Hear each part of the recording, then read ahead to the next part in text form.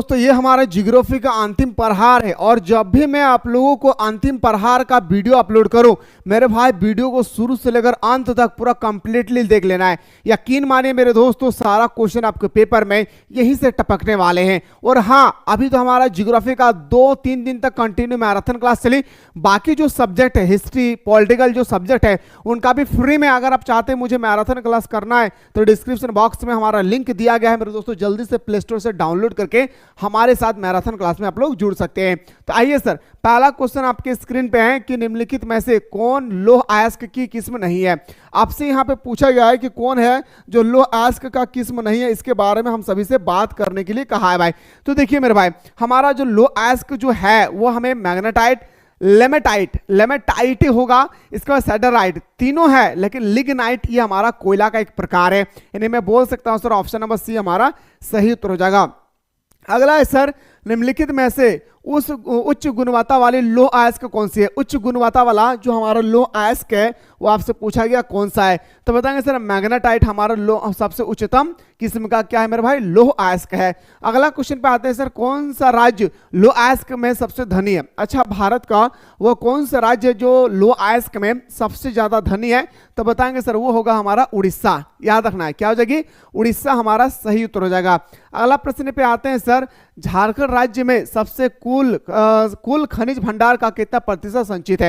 यानी पूरे भारत में जितना 100% खनिज के उत्पादन होते हैं उनमें से कितना % भाग हमारा झारखंड उत्पादित करती है, क्वेश्चन नंबर 4 में आपसे पूछा गया है। तो बताएंगे सर 30% अकेले खनिज मेरे दोस्तों हमारा झारखंड उत्पादित करती है। कितना, 30% हमारा सही उत्तर हो जाएगा। क्या होगा मेरे भाई, 30% हमारा राइट आंसर हो जाएगा। अगला है सर, निम्नलिखित में से किस खनिज के लिए कोडरमा झारखंड प्रसिद्ध है। आप सभी को पता है, जो भी स्टूडेंट्स कोडरमा से है और वहीं से पेपर लीक भी हुआ था क्लास 10 का, आप सभी को अच्छी तरह से पता भी होगा। तो कोडरमा में कौन सा खनिज है जो कोडरमा से प्रसिद्ध है मेरे भाई, तो बताएंगे सर वो हमारा अभ्रक हो जाएगी। क्या होगा मेरे दोस्तों, अभ्रक हमारा राइट आंसर हो जाएगा कोडरमा से रिलेटेड। नेक्स्ट क्वेश्चन पे आते हैं सर, अगला प्रश्न है, मेसाबी श्रेणी का संबंध निम्नलिखित में से किससे है। अब क्वेश्चन नंबर 6 पूछा गया, जो मेसाबी श्रेणी है इसका संबंध आखिर किससे है, तो लौह अयस्क से है। क्या हो जाएगी मेरे भाई, लौह अयस्क हमारा सही उत्तर हो जाएगा। अगला क्वेश्चन पे आते हैं सर, निम्नलिखित में से कौन सा खनिज भूरा हीरा के नाम से जाना जाता है। देखिए मेरे भाई, ये क्वेश्चन नंबर 7 भी हम लोगों ने कई बार पढ़ चुके हैं कि कौन सा हीरा है, कौन सा खनिज है जो हमारा भूरा हीरा के नाम से जाना जाता है। एक्चुअली मेरे दोस्तों ये हमारा लिग्नाइट होगा, ठीक है, लिग्नाइट इसका एक्चुअली राइट आंसर होगी, पर ऑप्शन में नहीं है मेरे भाई, याद रखना है, ठीक है। बाकी आप लोग को जो भी लग रहा है कि इनमें से ऑप्शन होने चाहिए, आप लोग कमेंट में जरूर कमेंट कीजिएगा। भूरा हीरा के नाम से जाना जाता है किसको मेरे भाई, तो लिग्नाइट को, ठीक है। अगला, विश्व में तांबे का सर्वाधिक उत्पादन किस देश में होता है। आपसे पूछा गया पूरे विश्व में सबसे ज्यादा तांबा का उत्पादन कौन सा देश में होता है, चिली में। कहां पे मेरे भाई, चिली हमारा सही उत्तर हो जाएगा। अगला है सर, निम्नलिखित में से कौन सा ऊर्जा का अनवीकरणीय स्रोत है। आपसे पूछा गया कि कौन सा ऊर्जा है जो अनवीकरणीय है। अनवीकरणीय का मतलब होता है मेरे दोस्तों जो पूरी तरह से समाप्त हो जाती है, ऐसे ऊर्जा को हम लोग क्या बोलते हैं, अनवीकरणीय संसाधन। तो बताएंगे सर कोयला पूरी तरह से हमारा क्या हो जाएगा, समाप्त हो जाएगी। अगला प्रश्न पे आते हैं सर, सर्वोत्तम किस्म का कोयला क्या है, तो बताएंगे सर सबसे अच्छा किस्म का कोयला हमारा एंथ्रोसाइड। एक बार परीक्षा में ना आपसे पूछ लिया गया था कि कोयला का 4 प्रकार का नाम बताएं, तो आपको नाम भी याद रखना है, एंथ्रोसाइड, बिटुमिनस, लिग्नाइट और पिट। जो सबसे अच्छा सर्वोत्तम कोयला है मेरे भाई वो होगा हमारा एंथ्रोसाइड। अगला प्रश्न पे आते हैं सर, बिटुमिनस किस खनिज का प्रकार है। क्वेश्चन नंबर 11 में पूछा गया जो हमारा बिटुमिनस है वो कौन से खनिज का प्रकार है, तो बताएंगे सर बिटुमिनस हमारा कोयला का होगा। क्या हो जाएगी सर, कोयला हमारा राइट आंसर हो जाएगी, ठीक है। चलिए अगला क्वेश्चन पे आते हैं सर, डिगबोई तेल क्षेत्र किसमें स्थित है, कौन सा राज्य में, तो बताएंगे सर डिगबोई कोयला क्षेत्र जो हमारा डिगबोई जो तेल क्षेत्र है वो हमारा कहां पे स्थित है मेरे शेर सनियों, तो बताएंगे सर आसाम में स्थित है, ठीक है। अगला क्वेश्चन पे आते हैं सर, क्वेश्चन नंबर नेक्स्ट पे मूव करते हैं कि किस खनिज को तेल सोना भी कहा जाता है। आपसे पूछा गया कि कौन से खनिज को तेल सोना के नाम से भी जानते हैं या तो तरल सोना के नाम से जानते हैं, तो मेरे दोस्तों 30 नंबर का हमारा सही उत्तर हो जाएगा पेट्रोलियम को। किसको मेरे दोस्तों, पेट्रोलियम हमारा सही उत्तर हो जाएगा। अगला प्रश्न पे आते हैं सर, मानव की कौन सी आर्थिक क्रिया प्राचीनतम है। अब यहाँ पे ना मेरे भाई बहुत खतरनाक क्वेश्चन पूछा गया, ये पिछले साल का पूछा हुआ प्रश्न है कि कौन सा आर्थिक क्रिया जो मनुष्य द्वारा किया गया है और ये सबसे प्राचीन है। देखिए मेरे दोस्तों, सबसे प्राचीन जो है ना लोग क्या करते थे, शिकार करते थे। तो मेरे दोस्तों, जब गुलेन के माध्यम से लोग शिकार करते थे और शिकार करने के बाद उसको भोजन के रूप में इस्तेमाल करते थे, तो इस स्टेज को हम लोग बोलते थे आखेट। क्या कहते थे दोस्तों? आखेट। मतलब मैं बोल सकता हूं सर, ऑप्शन नंबर हमारा बी इसका सही उत्तर हो जाएगा। अगला प्रश्न पे आते हैं सर, क्वेश्चन नंबर नेक्स्ट है, निम्न कृषि के प्रकार में से कौन सा प्रकार कर्तन एवं दहन कृषि का प्रकार है? कर्तन एवं दहन कृषि किसे कहते हैं मेरे दोस्तों? जो अपना एक स्थान में रह करके जमीन को साफ करके उस जमीन को भूमि उपजाऊ लायक बनाने के बाद जो घास फूस को उन्होंने उखाड़ा है उसको जलाने के बाद जो राख बचती है उसी को मेरे दोस्तों उर्वरक के रूप में इस्तेमाल करती है। तो बताएंगे सर आदिकालीन निर्वाह कृषि। क्या बोलेंगे सर? आदिकालीन निर्वाह कृषि हमारा सही उत्तर हो जाएगा। अगला प्रश्न पे आते हैं सर कि भारत में स्थानांतरण या कर्तन एवं दहन कृषि को क्या कहा जाता है? देखिए, भारत में स्थानांतरण मैं अभी बताऊं, झूम कृषि को अन्य अन्य नाम से हम लोग जानते हैं। जैसे भारत में क्या कहा जाता है? झूम कृषि। लोग एक और नाम से जानते हैं कर्तन एवं दहन कृषि, लोग एक और नाम से जानते हैं हस्तांतरण कृषि। याद रखना है मेरे दोस्तों, ये क्वेश्चन कभी भी आए तो 3-4 नाम इसका होता है, उसको याद रखिएगा। अगला क्वेश्चन पे आते हैं सर, निम्न में से किस प्रकार की कृषि में खट्टे रसदार फसलें की जाती है? तो बताएंगे सर भूमध्य सागरी में। कहां पे मेरे दोस्तों? भूमध्य सागर में खट्टे रसदार फसल उत्पादन किया जाता है, यानी ऑप्शन नंबर हमारा बिल्कुल सही उत्तर हो जाएगा सर, 20 का सही उत्तर हो जाएगा। अगला प्रश्न पे आते हैं सर, निम्नलिखित में से कौन सा आर्थिक क्रिया ग्रामीण बस्ती की मुख्यतः क्रिया है? तो ग्रामीण बस्ती की हमारा क्या हो जाएगी सर? प्राथमिक क्रिया हो जाएगा। क्या हो जाएगा? ग्रामीण का क्या हो जाएगा मेरे दोस्तों? प्राथमिक क्रिया हो जाएगी।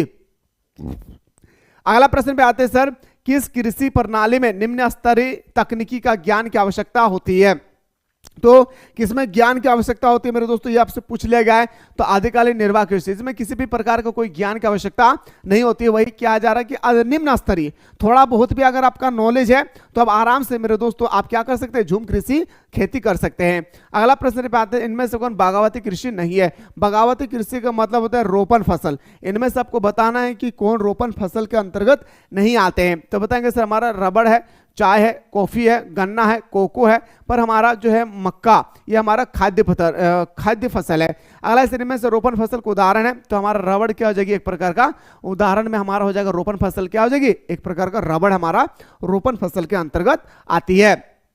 चलिए सर अगला प्रश्न पे आते हैं सर, निम्नलिखित में से रोपण कृषि का उदाहरण नहीं है भाई, रोपण कृषि का उदाहरण नहीं है। हमारा चाय है, कॉफी है, कोकोवा है, पर चावल हमारा खाद्य पदार्थ है। अगला प्रश्न पे आते हैं सर, और दिल में पहले से ही इरादा करके रखिए मेरे दोस्त कि एक भी प्रश्न आज हम छोड़कर नहीं आएंगे। एक भी प्रश्न हम आज दिल से इरादा कर रहा हूं मेरे दोस्त कि आज से एक भी प्रश्न हम छोड़कर नहीं आएंगे। बस जितना बताया हूं पूरा कंप्लीटली ऑब्जेक्टिव और सब्जेक्टिव पूरा कंप्लीटली देख लेना है। आपके पेपर में कैसा भी क्वेश्चन है मेरे दोस्तों आपको हलवा लगेगी। बस मैंने जितना लेक्चर प्रोवाइड किया सारा लेक्चर को कंप्लीटली देख लेना है। बस याद रखना, सारा लेक्चर देखना चाहते हैं तो हमारा याद रखना प्लेलिस्ट में जाकर आप अच्छी तरह से मेरे दोस्तों हमारे साथ जुड़ सकते हैं। ठीक है, तो सहकारी कृषि सबसे अधिक सफल किस महाद्वीप में हुई है? तो मेरे दोस्तों सबसे ज्यादा अधिक जो सफल हुई है ना वो हमारे यूरोप महाद्वीप में। कहां पे? यूरोप महाद्वीप में। ऑप्शन नंबर बी हमारा सही उत्तर हो जाएगा। बागावती कृषि सर्वाधिक मात्रा में कहां की जाती है या तो कहां विकसित हुई है? बागावती का मतलब होता है क्या मेरे भाई? तो बताएंगे सर बागावती का मतलब होता है हमारा रोपण फसल सबसे ज्यादा कहां पे होता है? दक्षिण पूर्वी एशिया में। कहां मेरे भाई? बताएंगे सर दक्षिण पूर्वी एशिया में। और ऑप्शन नंबर हमारा ए इसका सही उत्तर हो जाएगा। अगला सर फूलों की कृषि को क्या कहते हैं? जो हमारा फूलों की कृषि है उसे हम लोग बोलते हैं बाजारीय पुष्प उत्पादन। क्या बोलते हैं मेरे दोस्तों? बाजारीय पुष्प उत्पादन। अगला प्रश्न पे आते हैं सर, फूलों की कृषि को क्या कहा जाता है? फूलों की कृषि को हम लोग फ्लोरिकल्चर कहते हैं। क्या कहते हैं मेरे शेर सरनियों? तो बताएंगे सर फूलों की कृषि को हम लोग क्या कहते हैं? तो बताएंगे फ्लोरिकल्चर कहते हैं। अगला क्वेश्चन पे आते हैं सर, मैक्सिको में आदिकालीन निर्वाह कृषि को किस नाम से जाना जाता है? मैक्सिको जैसे भी भारत में हमारा क्या कहा गया? झूम कृषि। अभी हमारे भारत में क्या कहा गया मेरे दोस्तों? झूम कृषि। इसी तरह से मैक्सिको में हमारा आदिकालीन कृषि यानी मेरे दोस्तों कर्तन एवं दहन कृषि को किस नाम से जाना गया? मिल्पा के नाम से। कौन सा नाम से जाना गया मेरे सरनियों? मिल्पा के नाम से जाना गया है। अगला प्रश्न पे आते हैं सर, कंबाई क्रूक मशीन का प्रयोग किस कार्य के लिए होता है? कंबाई क्रूक मशीन का उपयोग जो होती है वो किस कार्य के लिए किया जाता है? कृषि के क्षेत्र में। कहां पे मेरे भाई? कृषि के क्षेत्र में किया जाता है। कहां पे? कृषि का क्षेत्र है ना। ऑप्शन नंबर हमारा ए इसका सही उत्तर हो जाएगा। नेक्स्ट क्वेश्चन पे आते हैं सर, उत्तरी अमेरिका में विस्तृत वन्यजीव अनाज कृषि क्षेत्र को किस नाम से जाना जाता है? तो बताएंगे सर इसे हम लोग पेरियरी के नाम से जानते हैं। कौन सा नाम से जानते हैं सर? पेरियरी के नाम से हम लोग जानते हैं। इन्हें बोल सकता हूं सर, ऑप्शन नंबर हमारा ए इसका राइट आंसर हो जाएगा। अगला है सर कि निम्नलिखित किस प्रदेश में विस्तृत वन्यजीव अनाज की कृषि नहीं की जाती है? तो बताएंगे सर अमेजन के बेसिन क्षेत्र में। कहां पे नहीं किया जाता है ये आपसे पूछा गया, अमेजन के बेसिन क्षेत्र में। याद रखिएगा, ये मोस्ट इंपॉर्टेंट क्वेश्चन है मेरे दोस्तों। मुझे उम्मीद है कि अगर आप लोग चाहते हैं कि सर हमें फ्री में चाहिए कि मैराथन क्लास, मेरे शेर सैनियों, हमारे डिस्क्रिप्शन बॉक्स में जो लिंक दिया गया है, जिस तरह से मैंने आप लोगों को 2 दिन तक कंटिन्यू मैंने आप लोगों को ज्योग्राफी का मैराथन क्लास दिलाया, इसी तरह से मेरे शेर सैनियों मैं आप लोगों के लिए लेकर आ रहा हूं हिस्ट्री और पॉलिटिकल साइंस का 4 दिन तक हमारा कंटिन्यू मैराथन क्लास चलेगी, वो भी एक दिन में 2 टाइम। तो अगर आप चाहते हैं कि सर मुझे फ्री में चाहिए मैराथन क्लास, तो डिस्क्रिप्शन बॉक्स में हमारा एप्लीकेशन का लिंक दिया गया है, उस एप्लीकेशन को जल्दी से डाउनलोड करके हमारे साथ मैराथन क्लास में जुड़ करके अपनी तैयारी को मजबूत बना सकते हैं। निम्नलिखित में से कौन खाद्य फसल है? देखिए मेरे भाई, इनमें से हमारा क्या हो जाएगा खाद्य फसल? तो हमारा बोल सकते हैं सर गेहूं हमारा क्या एक प्रकार का खाद्य फसल है। क्या बताएंगे सर? गेहूं हमारा खाद्य फसल हो जाएगी। अगला प्रश्न पे आते हैं सर, क्वेश्चन नंबर नेक्स्ट से, चाय का सबसे बड़ा उत्पादक देश कौन सा है? देखिए मेरे भाई, चाय का सबसे बड़ा उत्पादक देश पूछा जाएगा तो हमारा चीन, लेकिन भारत में सबसे ज्यादा चाय का उत्पादन कहां पे होता है?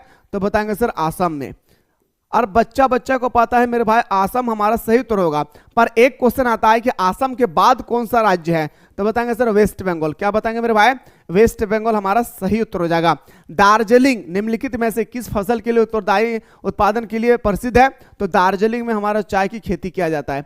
क्या किया जाता है मेरे शेर सैनियों? दार्जिलिंग में चाय की खेती किए जाते हैं।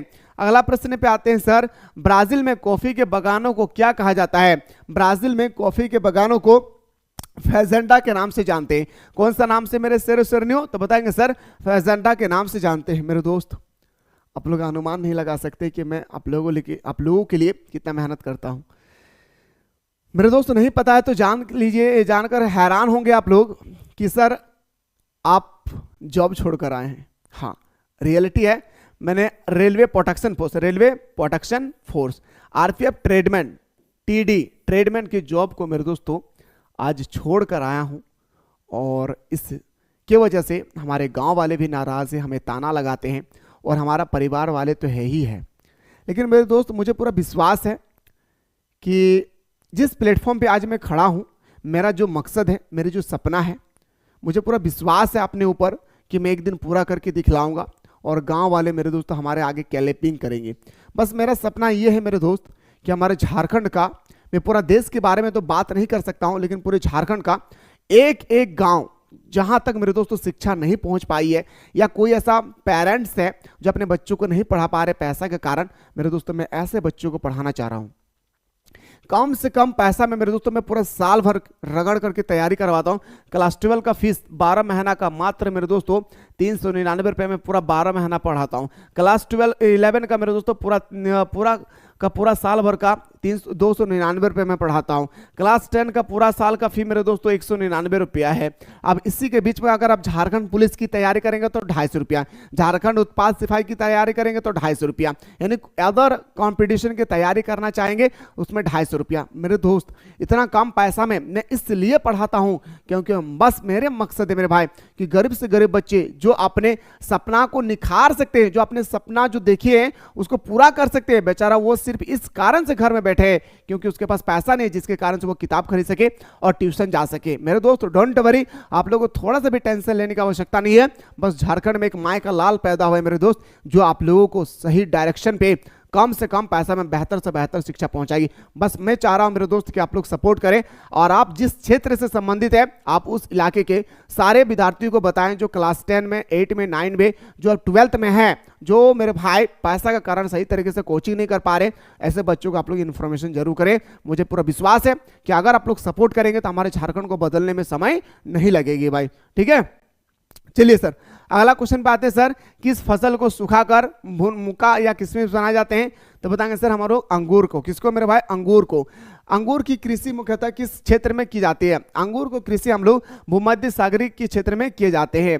अगला प्रश्न पे आते हैं सर, इनमें से कौन पेय पदार्थ नहीं है? देखिए आपसे पूछा गया कि कौन इनमें से पेय पदार्थ नहीं है, तो देखिए चाय हमारा पेय पदार्थ है, कॉफी पेय पदार्थ है, कोको पेय पदार्थ है, पर तारपीन हमारा पेय पदार्थ नहीं है। अगला प्रश्न पे आते हैं सर, इनमें से किसे क्यूबा की रानी कहा जाता है? जब ये क्वेश्चन क्या था कि भारत का मैनचेस्टर किसे कहा जाता है, तो मैंने बताया था अहमदाबाद। फिर एक क्वेश्चन मैंने आप लोगों को फिर से कहा था कि दक्षिण भारत का मैनचेस्टर किसे कहा जाता है, तो इसका आंसर बदल के हो जाता क्या? कोयम्बटूर। यहाँ पे वही क्वेश्चन है कि क्यूबा की रानी किसे कहा जाता है मेरे भाई, तो याद रखना क्यूबा की रानी हम लोग किसे बोलते हैं, तो सुनिएगा क्यूबा की रानी हम लोग बोलते हैं गन्ना को। किसको मेरे भाई? गन्ना को कहा जाएगा। अगला प्रश्न पाते सर, चावल का सबसे बड़ा उत्पादक राज्य कौन सा है? आपसे पूछा गया कि चावल का सबसे बड़ा उत्पादक राज्य कौन सा जगह, तो बताएंगे सर हमारा पश्चिम बंगाल। पश्चिम बंगाल में कौन सा जगह पे, तो बताएंगे सर बर्धमान में। नेक्स्ट क्वेश्चन पे आते हैं सर, वाणिज्य डेयरी कृषि का प्रमुख क्षेत्र कौन सा है? वाणिज्य डेयरी पशु का जो प्रमुख क्षेत्र है वो हो जाएगा हमारा उत्तरी पश्चिमी अफ्रीका। क्या हो जाएगा मेरे भाई? उत्तरी पश्चिमी अफ्रीका, यानी ऑप्शन नंबर सी हमारा सही उत्तर हो जाएगा। अगला प्रश्न पे आते हैं सर, इनमें से किस क्षेत्र में चलवासी पशुचारण नहीं होती है?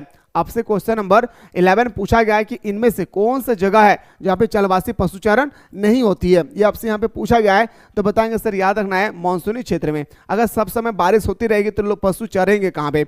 अगला प्रश्न है सर, झूमिंग कृषि भारत के किस क्षेत्र में पाया जाता है? उत्तरी पूर्वी राज्यों में। कहां पे पाया जाता है मेरे दोस्तों? उत्तरी पूर्वी राज्यों में पाया जाता है।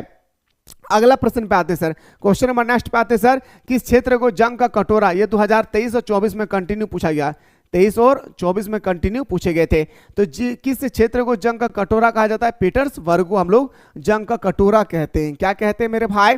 पीटर्सबर्ग को हम लोग जंग का कटोरा कहते हैं। अगला प्रश्न पे आते हैं सर, क्वेश्चन नंबर नेक्स्ट है कि इनमें से कौन शीतोष्ण घास मैदान को उदाहरण नहीं है? देखिए तो पेरियारी है, स्टेपी है, पंपास है, पर मानसूनी क्षेत्र नहीं है भाई, मानसूनी प्रदेश नहीं है। और घास के मैदान के बारे में, जैसे अफ्रीका का क्या है मेरे भाई? वेल्ड है। इसी तरह से आप उत्तरी अमेरिका का क्या होगा, दक्षिणी अमेरिका क्या होगा, ब्राजील का क्या होगा, पंपास घास का मैदान जैसे अर्जेंटीना का है। तो इसी तरह से घास के मैदान के बारे में एक क्वेश्चन आपके पेपर में ऑब्जेक्टिव में छपेगी, इस चीज को याद रखिएगा। फैजेंडा शब्द का प्रयोग किस फसल के बगान के लिए किया जाता है? अभी मैंने जस्ट बताया भाई, फैजेंडा शब्द का प्रयोग जो किए जाते हैं वो हमारा कॉफी के बगान के लिए यूज किया जाता है। कहां पे? कॉफी के बगान के लिए। अगला है सर डाउन्स, अभी मैंने जस्ट बताया घास के मैदान के बारे में भर भर के क्वेश्चन आती है। तो डाउन्स घास का मैदान किस देश में स्थित है? तो बताएंगे सर उत्तरी अमेरिका में। कहां पे है मेरे भाई घास का मैदान? तो बताएंगे सर सरनियो हमारा उत्तरी अमेरिका। प्यारे बच्चों एकदम सही उतर जाएगी। अगला क्वेश्चन पे आते हैं वेल्ड। अब आपसे यहाँ पे क्वेश्चन नंबर 7 पूछा गया, वेल्ड के बारे में बताइए। सर वेल्ड पे हमारा अभी जस्ट मैंने बताया कि वेल्ड जो घास का मैदान है वो हमारा दक्षिण अफ्रीका में पाया जाता है। पंपास कौन सा देश का घास का मैदान है? अर्जेंटीना, याद रखना है, ठीक है। अगला देखिए, विनिर्माण का शब्दित अर्थ क्या है? तकनीकी से बनना, याद रखना है। विनिर्माण किसे कहते हैं मेरे भाई? जैसे हमारा गेहूं से आटा निकालना, ये हमारा क्या हो गया? विनिर्माण। जैसे बांस से टोकरी बनाना, ये क्या हो गया? विनिर्माण हो गया। जैसे कपास से सूती वस्त्र बनाना, क्या हो गया? विनिर्माण हो गई। ये सारी चीजों को मेरे दोस्तों अच्छी तरह से याद रखना है। विनिर्माण उद्योग किस क्रियाकलाप से संबंधित है? विनिर्माण उद्योग जो है हमारा वो द्वितीय क्रियाकलाप से संबंधित है, याद रखना है। कौन सा? द्वितीय क्रियाकलाप से संबंधित है। अगला प्रश्न पाते हैं सर, किस क्षेत्र में क्रियाकलाप करने वाले लोग को लाल कॉलर श्रमिक के नाम से जाना जाता है? याद रखना है मेरे शेर से, बहुत ही इंपॉर्टेंट क्वेश्चन है। क्वेश्चन हमारा 10 जो है, तो बताएंगे सर हम लोग लाल कॉलर के नाम से जानते हैं हम लोग। आप लोग इसका आंसर मेरे दोस्तों कमेंट सेक्शन में जरूर मेंशन के लिए कि लाल कॉलर श्रमिक किस श्रमिक को कहा जाता है? कौन सा? प्राथमिक, द्वितीय या तृतीय क्षेत्र का, ठीक है।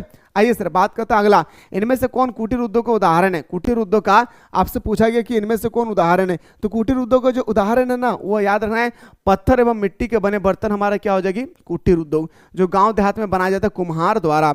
अगला प्रश्न पे आते सर, निम्नलिखित में से कौन सा एक कुटीर उद्योग का उदाहरण है? कुटीर उद्योग का इनमें से आपको बताना है कि कौन सा उदाहरण है। आपको बताना है कि कुटीर उद्योग, देखिए कुटीर उद्योग मतलब तो कि गांव देहात में बनाए जाते हैं, यह हमारा परिवार के सदस्य द्वारा इसका तैयार किए जाते हैं। तो बताएंगे सर कपड़ा तैयार करना है क्या? नहीं भाई। साबुन बनाना है क्या भाई? लेकिन नहीं भाई। याद रखना मेरे भाई, हमारा जो राइट आंसर हो जाएगी ना, हमारा इसका साबुन बनाना एक प्रकार का क्या हो जाएगी मेरे भाई, कि आप घर के लोगों के द्वारा ही आप साबुन का निर्माण कर सकते हैं भाई। ठीक है, अगला प्रश्न पे आते हैं सर कि उद्योग जिनका प्रबंध सरकार के हाथों में रहता है उसे क्या कहते हैं? जिनका प्रबंध सरकार के हाथों में रहती है उसको हम लोग बोलते हैं सार्वजनिक क्षेत्र। जिनका प्रयोग मेरे दोस्तों जिनका जो दायित्व जो है हमारे सरकार के पास होती है उसको बोलते हैं क्या हमारा? तो बताएंगे सर हमारा सार्वजनिक क्षेत्र। ठीक है, अगला है सर निम्नलिखित में से कौन उद्योग मुख्यतः श्रम आधारित उद्योग है? आपको बताना है कि कौन सा उद्योग है जो पूरी तरह से श्रम आधारित उद्योग है। तो कुटीर उद्योग। कुटीर उद्योग बिना श्रम का चलने वाला नहीं है भाई। हाँ, बिना श्रमिक बिना लेबर से कुटीर उद्योग आगे बढ़ेगा ही नहीं भाई। अगला प्रश्न पे आते हैं सर, हाथकरघा किस उद्योग से संबंधित है? हाथकरघा कौन से उद्योग से संबंधित है? सूती वस्त्र से। देखिए ना, गांधी जी चरखा चलाते थे, वही कह रहा है कि सूती वस्त्र के उद्योग से। अगला, इनमें से कौन सा उद्योग कृषि आधारित उद्योग है? आपसे पूछा गया है कि कौन सा कृषि आधारित उद्योग है? तो सूती वस्त्र, क्योंकि कपास का निर्माण किया जाता है और कपास के निर्माण के बाद ही हमारा सूती वस्त्र का भी बनाया जाता है भाई। अगला प्रश्न पे आते सर, मैनचेस्टर किस उद्योग के लिए प्रसिद्ध है? अभी मैंने जस्ट बताया कि भारत का मैनचेस्टर अहमदाबाद, दक्षिण भारत का मैनचेस्टर कोयम्बटूर। याद रखना, भूलना नहीं है। क्वेश्चन जैसे भी आए मेरे दोस्त छोड़कर नहीं आना है। ठीक है, तो सूती वस्त्र के लिए जाना जाता है। ऑप्शन नंबर ए हमारा सही उत्तर। इनमें से कौन पशु आधारित उद्योग है? बताइए। तो चमड़ा का उद्योग पशु आधारित उद्योग है। चमड़ा का उद्योग क्या है मेरे दोस्तों? पशु आधारित उद्योग है। किस उद्योग को आधारभूत उद्योग भी कहा जाता है? आपसे पूछा गया कि कौन सा उद्योग हम लोग आधारभूत उद्योग कहते हैं? लौह इस्पात उद्योग को हम लोग कौन सा नाम से जानते हैं? तो बताएंगे सर आधारभूत उद्योग के नाम से हम लोग जानते हैं। इस चीज को याद रखिएगा। अगला प्रश्न पे आते हैं सर, निम्नलिखित में कौन खनिज आधारित उद्योग है? बिना खनिज का वो उद्योग चलने वाला नहीं है, वो हो जाएगा हमारा लौह इस्पात खनिज। मेरे भाई, मुझे उम्मीद है कि आप लोगों को बहुत ही शानदार तरीके से समझ में आ रही होगी। अगर आप लोग सही तरीके से हमारे बातों को समझ पा रहे तो एक बार आप लोग कमेंट सेक्शन में जरूर बताएं, और इस वीडियो के माध्यम से कितना हेल्प हो रही है ना आपके क्विक रिवीजन के माध्यम से मेरे दोस्तों कमेंट सेक्शन में जरूर मेंशन करना ना भूले। आइए सर अगला क्वेश्चन पे आते हैं सर। क्वेश्चन नंबर नेक्स्ट में मूव करते हैं। एक भी प्रश्न को छोड़ेंगे नहीं मेरे भाई, चाहे जैसा भी क्वेश्चन आए। जनसंख्या वितरण को आर्थिक कारकों में निम्नलिखित में से कौन सा प्रमुख कारक है? आपसे पूछा गया आर्थिक कारक, थोड़ा सा नजर को दौड़ाइएगा। आर्थिक कारक पूछा गया है। आर्थिक कारक का मतलब होता है धन अर्जित करना। याद रखना क्या हो जाएगा मेरे भाई? धन अर्जित करना। देखिए, कृषि का उद्भव भी है, औद्योगिकरण भी है, नगरीकरण भी होगी। अगर शहर बसेगी तो उसके किनारे किनारे हम लोग दुकान लगाएंगे, उससे भी हमें पैसा आएगा। यानी मैं बोल सकता हूं सर ऑप्शन नंबर हमारा डी इसका सही उत्तर हो जाएगी। अगला है सर, निम्नलिखित में से भारत के किस राज्य में जनसंख्या घनत्व न्यूनतम है? तो बताएंगे सर अरुणाचल प्रदेश में। कितना भाई? 1 किलोमीटर स्क्वायर एरिया में कितना व्यक्ति है? मात्र 17 को। सबसे ज्यादा पूछा जाएगा तो बिहार बताना है। कितना मेरे दोस्तों? बताएंगे 1 किलोमीटर स्क्वायर एरिया में कितना? टोटल 1106 व्यक्ति निवास करता है भाई। ठीक है, अगला प्रश्न आइए। क्षेत्रफल की दृष्टि से भारत का सबसे बड़ा राज्य कौन सा है? क्षेत्रफल की दृष्टि से सबसे बड़ा राज्य हमारा हो जाएगा कौन? राजस्थान हो जाएगा। अगला है सर 2001 की जनगणना के अनुसार, ये 2001 वाला नहीं आएगा भाई। अगला है सर क्वेश्चन नंबर नेक्स्ट है कि भारत में जनसंख्या की वार्षिक वृद्धि दर 2001 के अनुसार, 2001 वाला प्रश्न आपको करना ही नहीं भाई। अगला क्वेश्चन, निम्नलिखित राज्यों में किस राज्य में जनसंख्या का घनत्व सर्वाधिक है? अभी मैंने जस्ट बताया कि सबसे ज्यादा अगर आपसे पूछा जाएगा मेरे दोस्तों आंखें बंद करके बताना है बिहार, पर ऑप्शन में तो आपको बिहार नजर ही नहीं आ रहा। अब क्वेश्चन में फंस गया भाई। तो बिहार के बाद हमारा दूसरा आता है पश्चिम बंगाल। याद रखना है, बिहार के बाद आता है मेरे दोस्तों कितना? पश्चिम बंगाल। 1012। 1 किलोमीटर एरिया में कितना? 1012। इस चीज को याद रखिएगा। अगला प्रश्न पे आते हैं सर, निम्नलिखित में कौन सा एक समूह भारत में विशालतम भाषाई समूह है? भारत का कौन सा विशालतम भाषाई समूह है? ये आपसे पूछा गया है। तो भारतीय आर्य। ऑप्शन नंबर बी हमारा सही उत्तर हो जाएगी। भारत में नगरीय जनसंख्या का अनुपात कितना भाई? आपसे पूछा गया क्वेश्चन नंबर 8 में कि नगरीय जनसंख्या, तो बताएंगे सर 27.8%। ऑप्शन नंबर ए हमारा सही उत्तर हो जाएगा। 2001 वाला आपको करना ही नहीं है मेरे भाई। भारत में गांव में रहने वाली जनसंख्या का कितना प्रतिशत है? पूरे भारत में जितना भी क्षेत्रफल है, मतलब मान के चलिए मेरे भाई 100% का कितना परसेंट भाग हमारे गांव पे रहते हैं? तो बताएंगे सर 72%। याद रखना है। ठीक है, आइए सर अगला प्रश्न है, जनसंख्या संगठन के अंतर्गत निम्नलिखित में से कौन सा प्रमुख है? जनसंख्या संगठन के अंतर्गत कौन सा प्रक्रिया प्रमुख है? तो बताएंगे सर हमारा जनसंख्या संगठन के लिए कृषि का उद्भव, औद्योगिकरण, नगरीकरण, यानी ऑप्शन नंबर हमारा डी इसका सही उत्तर हो जाएगा। अगला है सर, भारत में द्रविड़ परिवार की भाषा बोलने वाले का प्रतिशत कितना है? तो भारत में जो द्रविड़ भाषा है वो बोलने वाले का प्रतिशत आपसे पूछा गया है, तो लगभग 20% है। कितना मेरे भाई? 20% है। नेक्स्ट क्वेश्चन पे आते हैं सर, 2001 की जनगणना, 2001 के बारे में छोड़ दीजिए भाई। निम्नलिखित में से कौन सा सिंचित क्षेत्र में भू निम्नीकरण का प्रमुख कारण है? भू निम्नीकरण का जो प्रमुख कारण है ये आपसे पूछा गया है, अनवलयन अपर्दन, याद रखना है। ऑप्शन नंबर ए हमारा सही हो जाएगी। अगला है सर, मृदा अपरदन का मुख्य कारण क्या है? अब मृदा जो अपरदन हो रही है इसका कोई ना कोई मैन रीजन होगा भाई, यस ये नो। तो मैन रीजन इसका है वन विनाश, पशुचारण, खनन, यानी ऑप्शन नंबर हमारा क्या हो जाएगी सर? ऑप्शन नंबर हमारा ए इज द, सॉरी डी इसका राइट आंसर हो जाएगा। अगला पे आते हैं सर, निम्नलिखित में से कौन भू उपयोग स्वर्ग नहीं है? तो सीमांत, क्या बताएंगे सर? सीमांत भूमि, यानी ऑप्शन नंबर बी हमारा राइट आंसर हो जाएगा। अगला है सर, देश में प्रयुक्त जल का सबसे अधिक समानुपात निम्नलिखित सेक्टर में किस सेक्टर में है? सिंचाई के सेक्टर में। सबसे ज्यादा जो भारत का जल का उपयोग किया जाता है वो हमारा कहाँ पे? सिंचाई के क्षेत्र में। कहाँ पे? तो बताएंगे सर सिंचाई के क्षेत्र में किए जाते हैं। अगला है सर, निम्नलिखित में से जल किस प्रकार का संसाधन है? जल हमारा क्या है? तो बताएंगे सर चक्रीय संसाधन है। जल हमारा क्या है मेरे सर सुनियो? तो बताएंगे सर जल हमारा पूरी तरह से एक चक्रीय संसाधन है, ठीक है। अगला प्रश्न पे आते सर, धरातलीय जल का निम्न में कौन सा प्रमुख स्रोत है? धरातलीय जल का निम्न में से कौन सा प्रमुख स्रोत है? तो धरातलीय जल, धरातलीय जल मतलब होता है जमीन के अंदर में, तो नदी द्वारा भी, झील द्वारा भी, तालाब द्वारा भी। ऑप्शन नंबर हमारा डी इसका सही हो जाएगा। अगला है सर, और हाँ अगर आप लोग फ्री में चाहते हैं सर मुझे हिस्ट्री और पॉलिटिकल का फ्री में मैराथन क्लास चाहिए, डिस्क्रिप्शन बॉक्स में एप्लीकेशन का लिंक दिया है, जल्दी से प्ले स्टोर से डाउनलोड करके हमारे साथ आप लोग जल्दी से ज्वाइन कर लेंगे। निम्नलिखित नदियों में से देश में किस नदी में सबसे ज्यादा पुनः पूर्ति योग्य भूमि जल का संसाधन है भाई? कौन सा नदी में? अब नदी का नाम पूछा है तो बताएंगे सर गंगा। देखिए अगर आपसे पूछा जाएगा ना कि भारत का कौन सा नदी का पानी सबसे ज्यादा यूजफुल है, सबसे ज्यादा यूज किया जाता है, तब भी इसका आंसर हमारा गंगा ही होगा, इस चीज को याद रखेगा। अगला, निम्नलिखित में से किस नदी की जल उपयोगिता सबसे अधिक है? मैंने अभी जस्ट बताया गंगा, है ना। अगला प्रश्न पे आते हैं सर, भारत का सबसे लंबा नदी कौन सा है? गंगा। भारत का सबसे चौड़ा नदी कौन सा हो जाएगी? भारत का सबसे चौड़ा नदी जो होगा हमारा ब्रह्मपुत्र। विश्व का सबसे लंबा नदी नील नदी जो हमारा मिस्र में बहती है। विश्व का सबसे चौड़ा नदी तो बताएंगे सर अमेजन नदी जो ब्राजील में बहता है। सर वो कौन सा नदी है जो बहते बहते समाप्त हो जाती है? उससे हम लोग लूनी नदी कहते हैं, जो राजस्थान में बहती है। लूनी नदी जो बहते बहते समाप्त हो जाती है। अगला प्रश्न पे आते हैं सर, भारत में विश्व का लगभग जल संसाधन है भाई, पूरे विश्व में जितना भी परसेंट जल है उसका कितना परसेंट भाग भारत में स्थित है? ये आपसे पूछा गया, तो बताएंगे सर 4%। कितना? 4%। चलिए सर, अगला है सर, धरातलीय और भौम जल का सर्वाधिक उपयोग किस में होता है?